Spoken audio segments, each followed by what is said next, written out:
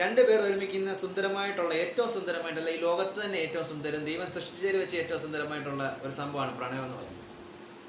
പ്രണയത്തിൽ ശരിക്കും രണ്ടുപേരെന്താണ് നേടുന്നത്? രണ്ടുപേർ സ്നേഹിക്കുന്ന രണ്ടുപേരെന്താണ് നേടുന്നത്? നേടുന്നതിനെക്കാട്ട് കൂടുതൽ എന്നോട് ചോദിച്ചാൽ ഞാൻ പറയും നഷ്ടപ്പെടുത്തുന്നതാണ് കൂടുതലായിട്ടുള്ളത്.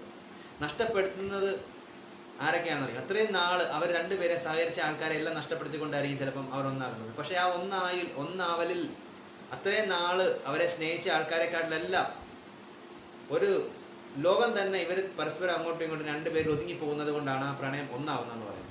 പക്ഷെ ചില സമയത്തൊക്കെ ആ തീരുമാനം തെറ്റിപ്പോയെന്ന് കുറച്ച് നാൾ കഴിയുമ്പോൾ തോന്നുന്ന ആൾക്കാരുണ്ട്, വളരെ ചുരുക്കമുള്ളത്. അതെന്തുകൊണ്ടാണ് അറിയോ? നമ്മുടെ കയ്യിൽ ടൈം ഉള്ള സമയത്ത് നമ്മൾ പരസ്പരം അങ്ങോട്ട് കൂടുതൽ കമ്മ്യൂണിക്കേറ്റ് ചെയ്യാതെ കയറി സ്നേഹിക്കും. വെറും ജസ്റ്റ് ഒരു ഫാസിനേഷൻ അല്ല, ഒരു അട്രാക്ഷൻ്റെ പോകും.